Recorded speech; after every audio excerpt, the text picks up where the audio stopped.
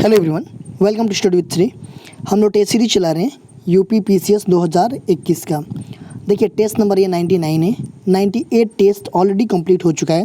Playlist बना रखी है, आप लोग जाकर के वहाँ पे देख सकते हैं।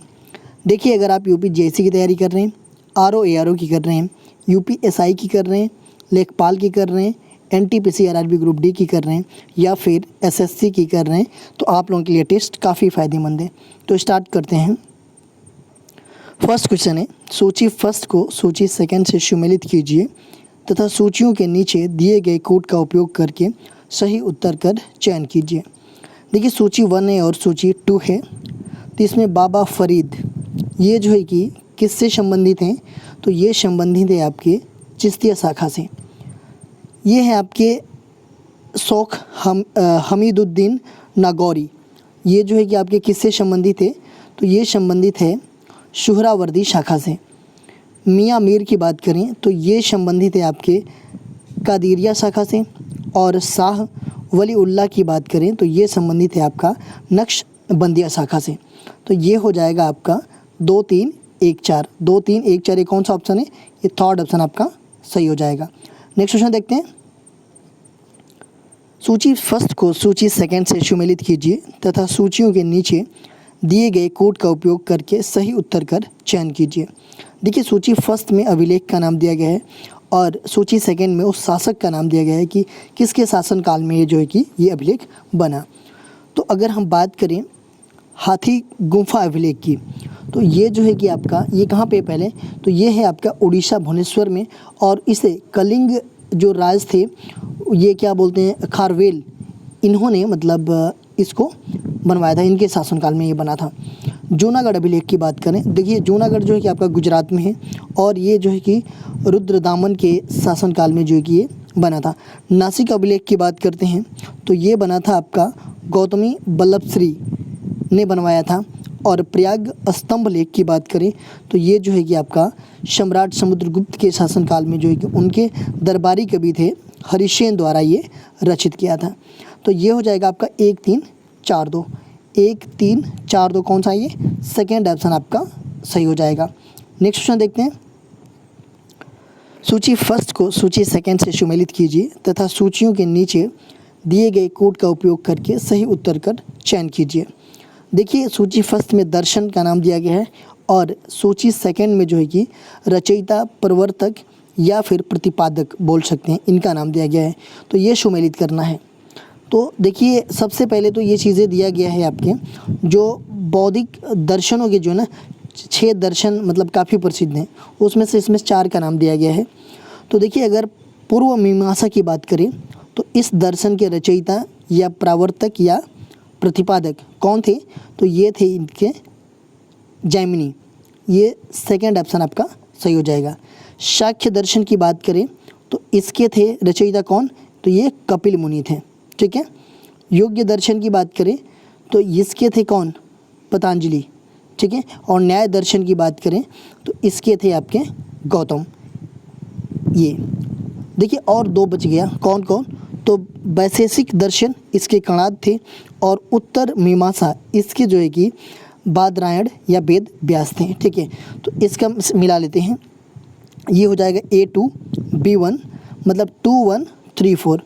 2 1 3 4 कौन सा है, तो आपका फर्स्ट ऑप्शन आपका सही हो जाएगा। नेक्स्ट क्वेश्चन देखते हैं। प्रथम बौद्ध संगीति का आयोजन कहाँ हुआ था? राजगृह की सप्तपाणी गुफा, वैशाली, पाटलिपुत्र, कश्मीर के कुंडलवन। देखिए ये बात किया जा रहा है प्रथम बौद्ध संगीति की, ठीक है। ये इसमें 5 बौद्ध संगीति हुई थी, उस पाँचों का डिस्कस करेंगे हम अभी। प्रथम बौद्ध संगीति का आयोजन कहाँ पे हुआ था, तो ये हुआ था आपका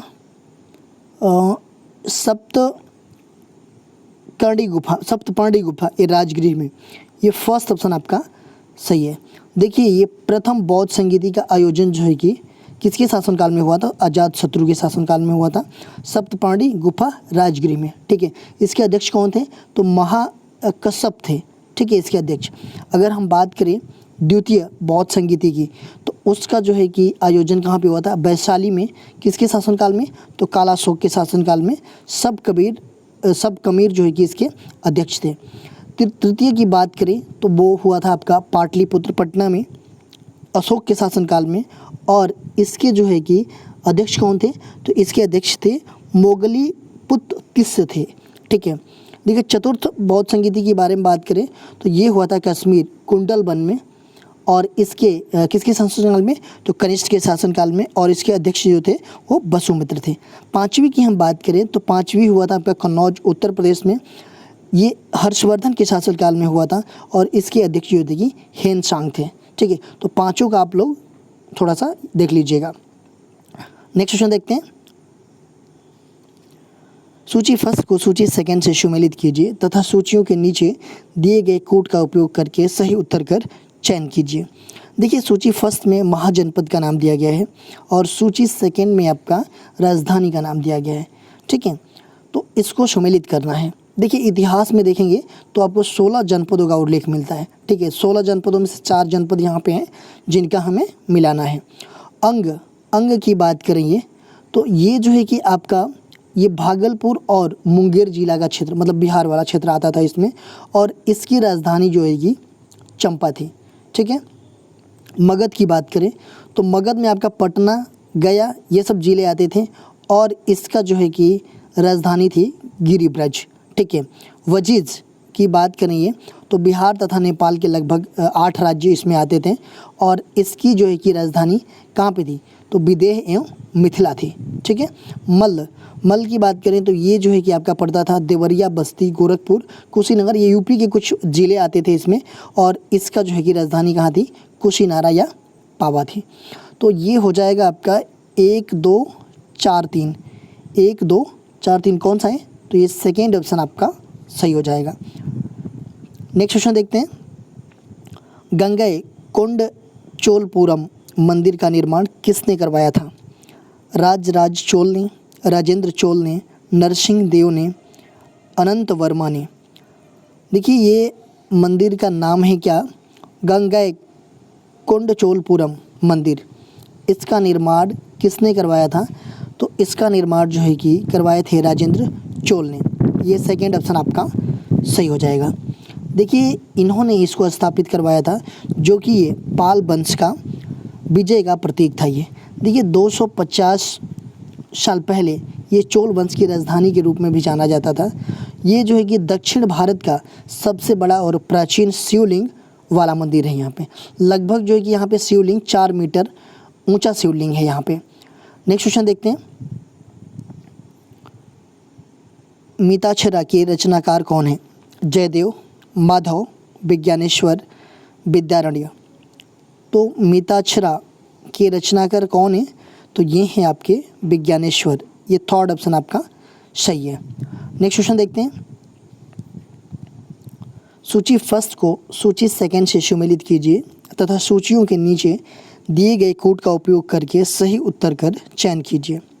देखिए सूची फर्स्ट में गुप्त काल के प्रमुख मंदिरों का नाम दिया गया है, और सूची सेकंड में उसके स्थान दिए गए हैं कि कौन सा मंदिर कहाँ पे है। ठीक है।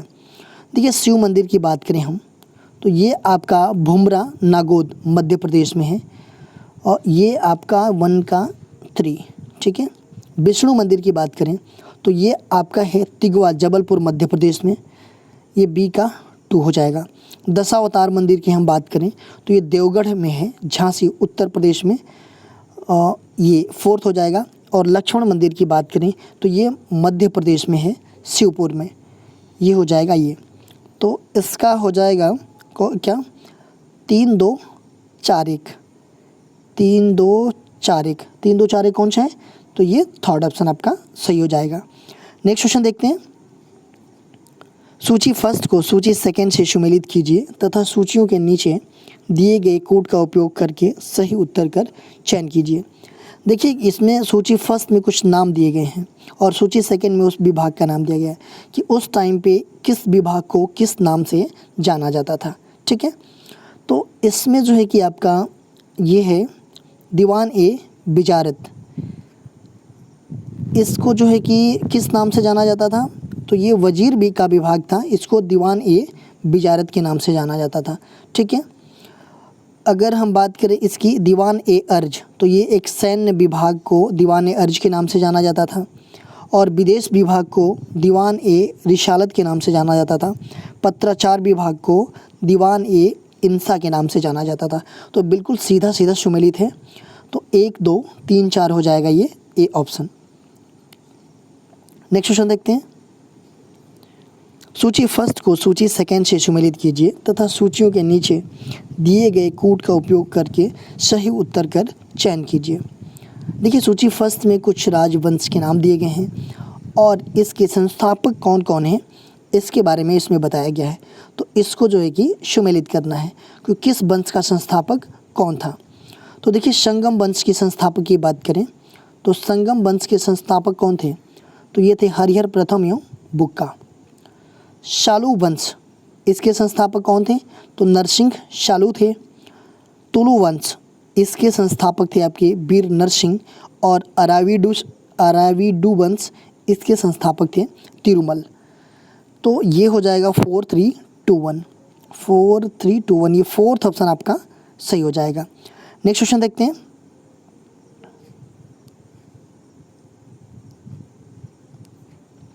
सूची फर्स्ट को सूची सेकंड से सुमेलित कीजिए तथा सूचियों के नीचे दिए गए कूट का उपयोग करके सही उत्तर का चयन कीजिए। देखिए इसमें कुछ इमारत का नाम दिया गया है और उसके शासक दिए गए हैं कि किस शासक ने इस इमारत को बनवाया था। तो 2.5 दिन का झोपड़ा की बात करें हम तो ये बनवाए थे। सबसे पहले ये बताइए ये कहाँ पे है, तो ये राजस्थान अजमेर में है। इसका निर्माण जो है कि देखिए इसका 2.5 दिन का झोपड़ा, ये ऐसा नाम क्यों पड़ा, ये 2.5 दिन में ही इसका निर्माण किया गया था, ठीक है। और इसको जो है कि कुतुबुद्दीन ऐबक ने बनवाया था। ये कब बनवाया था, तो 1194 में, ठीक है। जामा मस्जिद, देखिए ये जामा मस्जिद एक दिल्ली में भी जामा मस्जिद है। उस जामा मस्जिद का कौन बनवाया था, तो शाहजहाँ ने बनवाया था। लेकिन इस जामा मस्जिद को किसने बनवाया, तो इल्तुतमिश ने बनवाया था। ये कहाँ पे जामा मस्जिद है, ये वाली जिसको इल्तुतमिश ने बनवाया था, ये कमेंट बॉक्स में हमें बताइएगा। लाल महल को बलबन ने बनवाया था। अलाई दरवाज़ा इसको जो है कि अलाउद्दीन खिलजी ने बनवाए थे। तो ये अलाउद्दीन खिलजी ने ये 1311 ईस्वी में बना था अलाई दरवाज़ा। ये देखिए ये हो जाएगा आपका, ये भी सीधा सीधा है तो 1 2 3 4 हो जाएगा। ये फर्स्ट ऑप्शन आपका सही हो जाएगा। नेक्स्ट क्वेश्चन देखते हैं। सूची फर्स्ट को सूची सेकंड से सुमेलित कीजिए तथा सूचियों के नीचे दिए गए कूट का उपयोग करके सही उत्तर कर चयन कीजिए। देखिए सूची फर्स्ट में आपका मुगल कालीन साहित्य का नाम दिया गया है और सेकंड में आपके लेखक का नाम दिया गया है। तो तजुक ए बाबरी, अगर इसकी बात करें हम तजुक ए बाबरी की, तो ये किसने लिखा हुआ है, तो ये बाबर ने लिखा हुआ है। हुमायूं नामा ये गुलबदन बेगम ने लिखा हुआ है। मुंतखब उल तवारिख ये इनायत खान ने लिखा हुआ है। और शाहजहाँ नामा ये अब्दुल कादिर बदायूनी ने लिखा हुआ है। तो ये भी सही सही सुमेलित हैं, मतलब सही सही सामने सामने ये। तो 1 2 3 4 हो जाएगा। ये कौन सा ऑप्शन, 1 2 3 4, ये फर्स्ट ऑप्शन आपका हो जाएगा।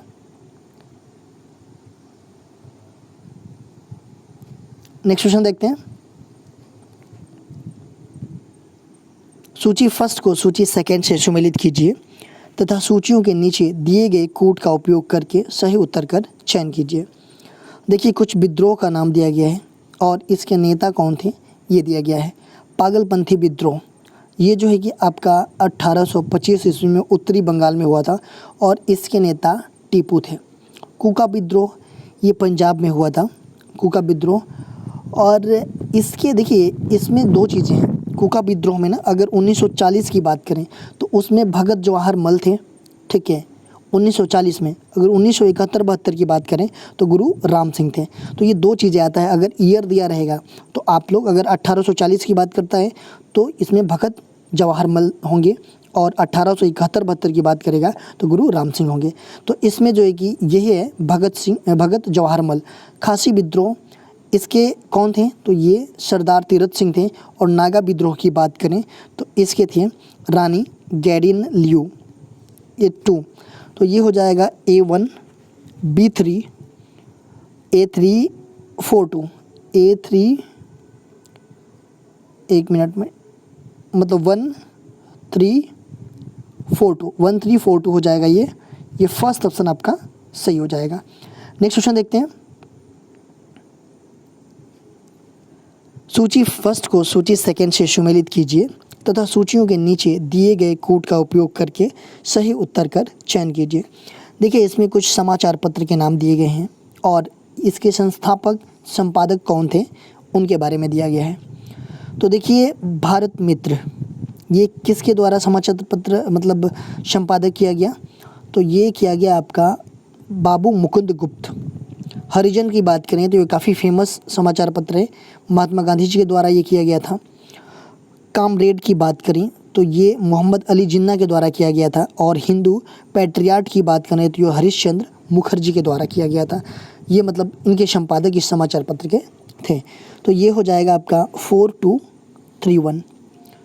4231 कौन सा है, तो ये थर्ड ऑप्शन आपका सही हो जाएगा। नेक्स्ट क्वेश्चन देखते हैं। आदि ब्रह्म समाज के संस्थापक कौन थे? केशव चंद्र सेन, देवेंद्र नाथ टैगोर, डी.के. कर्वे, राजा राम मोहन राय। आदि ब्रह्म समाज की स्थापना के बारे में बात किया जा रहा है। तो आदि ब्रह्म समाज की स्थापना जो है कि केशव चंद्र सेन ने किया था। ये फर्स्ट ऑप्शन आपका सही है। देखिए ब्रह्म समाज के विभाजन के बाद जो है ना आदि ब्रह्म समाज की स्थापना हुआ था कोलकाता में केशव चंद्र सेन जी के द्वारा। नेक्स्ट क्वेश्चन देखते हैं। क्रांतिकारी संस्था मित्र मेला के संस्थापक कौन थे? मैडम भीकाजी कामा, सोहन सिंह भकना, विनायक दामोदर सावरकर, बारेंद्र कुमार घोष। देखिए ये क्रांतिकारी संस्था थी मित्र मेला। इसके संस्थापक कौन थे? तो इसके संस्थापक थे विनायक दामोदर सावरकर। ये थर्ड ऑप्शन आपका सही है। देखिए इसकी स्थापना जो है ना विनायक दामोदर सावरकर और गणेश सावरकर ने 1899 ईस्वी में नासिक में किया था। नेक्स्ट क्वेश्चन देखते हैं। हड़प्पा संस्कृति के निम्नलिखित में से कौन से स्थल हरियाणा में स्थित हैं? बनावली, कालीबंगा, राखीगढ़ी, रोपड़। देखिए ये जो हड़प्पा संस्कृति स्थल है वो कौन सा स्थल जो है कि हरियाणा में स्थित है। तो हरियाणा में आपका स्थित है कौन कौन, तो बनावली और राखीगढ़ी ये दोनों जो है कि आपका हरियाणा में स्थित है। 1 और 3 ये थर्ड ऑप्शन आपका सही है। देखिए कालीबंगा कहाँ पे स्थित है, तो ये राजस्थान में है। रोपड़ ये आपका पंजाब के सतलज नदी के पास में है। नेक्स्ट क्वेश्चन देखते हैं। निम्नलिखित में से कौन सा युग्म सही सुमेलित नहीं है? धान्य कटक, अमरावती, मत्स्य बैराट, कपिल वस्तु, पिपरहवा। ये है आपका सुपार्क कन्हेरी। तो कौन सा सुमेलित नहीं है पूछ रहा है। देखिए अगर पहले वाली की बात करें तो ये सातवाहनों की राजधानी अमरावती थी और इसका ही दूसरा नाम जो है कि धान्य कटक था। तो ये तो आपका सही है।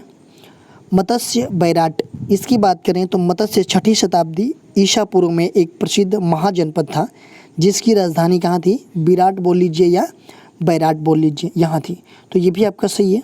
कपिल वस्तु और पिपरहवा की बात करें तो कपिल वस्तु महात्मा बुद्ध का जन्म स्थान है और इसकी पहचान जो है कि पिपरहवा के रूप में किया गया था।